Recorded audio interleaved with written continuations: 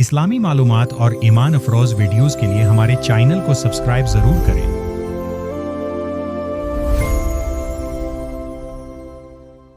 حضرت ابو ہریرہ رضی اللہ تعالیٰ عنہ سے اور یہ صحیح مسلم ہے کی روایت ہے جو میں سنا رہا ہوں۔ سمعت رسول اللہ صلی اللہ علیہ وسلم یقول، حضرت ابو ہریرہ فرماتے ہیں کہ میں نے سنا اللہ کے رسول صلی اللہ علیہ وسلم کو فرماتے ہوئے، ان اول الناس یقضى یوم القیامت علیہ، پہلا انسان قیامت کے دن جس کا مقدمہ طے ہوگا، فیصلہ ہوگا، رجل استشہد فأتي به، وہ ایک ایسا شخص ہوگا جو دنیا میں شہید شمار کیا جا رہا تھا، اللہ کی راہ میں جنگ کرتے ہوئے مارا گیا تھا، اس نے جان دے دی تھی، فأتي به، اسے پیش کیا جائے گا، فعرفه نعمه، اللہ تعالیٰ اس کو اپنی نعمتیں گنوائے گا، دیکھو میں نے تمہیں جسم دیا تھا، بڑی صلاحیت دی تھی، طاقت دی تھی، ہمت دی تھی، حوصلہ دیا تھا، فعرفها، وہ پہچان لے گا، ہاں پروردگار تیرا یہ فضل اور یہ کرم مجھ پر رہا ہے۔ قال فما عملت فيها،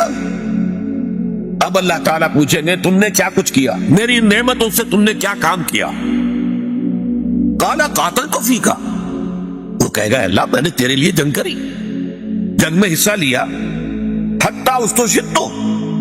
یہاں تک کہ میں شہید ہو گیا، میں نے اپنی جان دے دی۔ قال کذبت، اللہ فرمائے گا تم نے جھوٹ کہا ہے، ولکنک قاتلت لأن یقال جریء، تم نے جنگ کی تھی اس لیے کہ کہا جائے کہ بڑا جری ہے، بڑا بہادر ہے، کیا کہنے ہیں اس کے، شاہ سوار ہے، تم نے یہ تعریفیں کروانے کے لیے جنگ میں حصہ لیا تھا۔ In the heart of your hearts, تمہارے دل کی گہرائیوں کے اندر جو چیز تھی وہ میری رضا جوئی نہیں تھی، اپنی شجاعت کا اظہار تھا۔ لأن یقال جریء فقد قیل، وہ کہا جا چکا دنیا کے اندر، تمہاری جرأت کے اور بہادری کے اور تمہارے جو ہے وہ بڑے غلغلے بلند ہو چکے۔ فقط قیل ثم امر به، پھر اللہ تعالیٰ کی طرف سے فرشتوں کو حکم دیا جائے گا، فصحب علی وجهه، پھر اسے منہ کے بل گھسیٹتے ہوئے حتی القی فی النار، جہنم میں جھونک دیا جائے گا۔ دنیا میں سمجھا جا رہا ہے شہید، سمجھ لیجیے اس بات،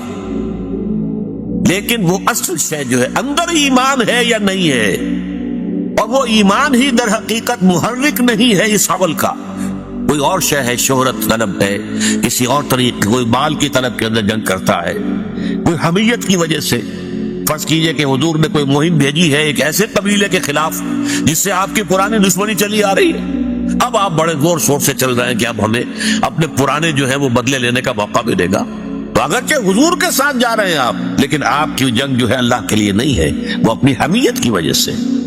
تو اصل شے یہ ہے کہ دل کی کیفیت کیا ہے، دل میں وہ ایمان حقیقی ہے یا نہیں ہے، اور اس عمل کا جو اصل محرک ہے وہ ایمان ہے یا نہیں۔ سنیے اس کے بعد، وَرَجُلٌ، ایک دوسرا آدمی ہوگا، تَعَلَّمَ الْعِلْمَ، اس نے بڑا علم حاصل کیا، وَعَلَّمَهُ، اور خوب سکھایا، خوب علم کو پھیلایا، وَقَرَأَ الْقُرْآنَ، اور وہ قرآن مجید پڑھتا تھا، قاری تھا قرآن کا، فَأُتِيَ بِهِ، اسے بھی پیش کیا جائے گا، فَعَرَّفَهُ نِعَمَهُ، اللہ تعالیٰ اس کو بھی اپنی نعمتیں جتلائے گا، میں نے تم پر یہ احسانات کیے تھے، فَعَرَفَهَا، تو وہ پہچان لے گا، ہاں پروردگار یقیناً تیرے مجھ پر یہ احسانات ہیں۔ قَالَ فَمَا عَمِلْتَ فِيهَا، پوچھا جائے گا تم نے کیا کیا؟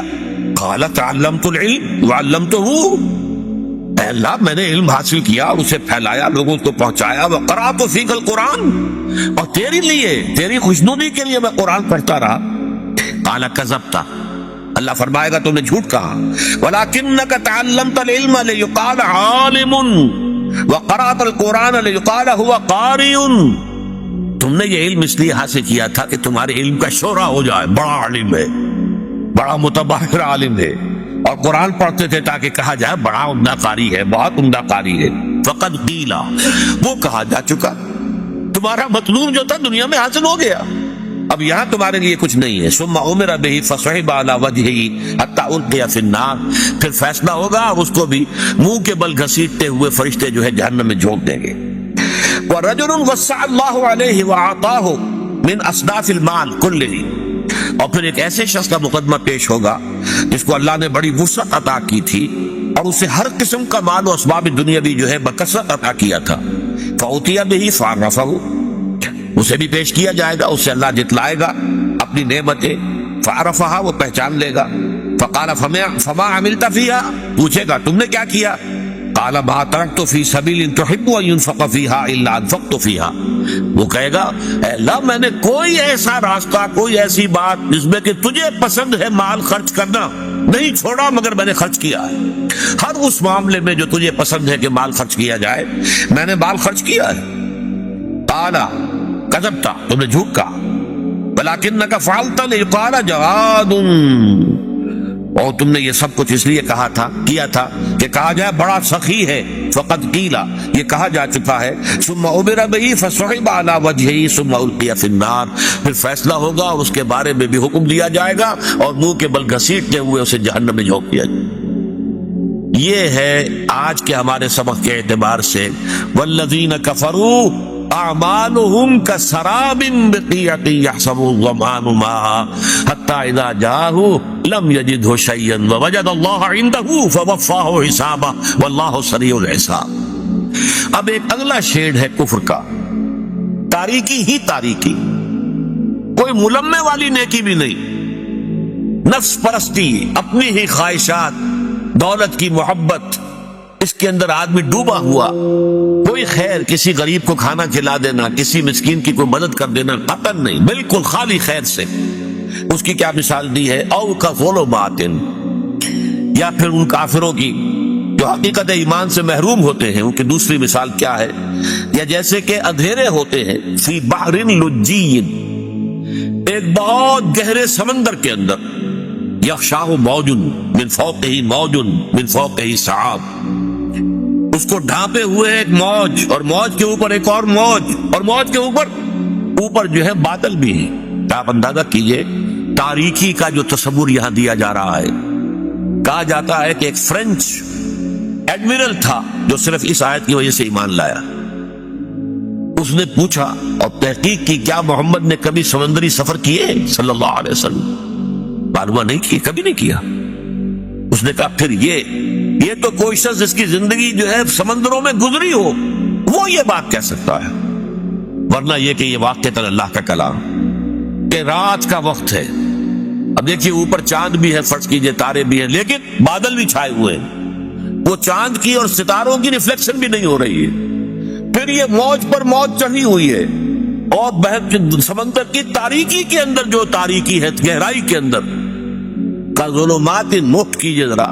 کظلمات فی بحر لجی یغشاہ موج من فوقہ موج من فوقہ سحاب۔ اب اس کے بعد الفاظ آئے ظلمات بعضها فوق بعض، تاریکیوں پر تاریکیاں، تہ پر تہ تاریکیاں، تاریکی پر تاریکی۔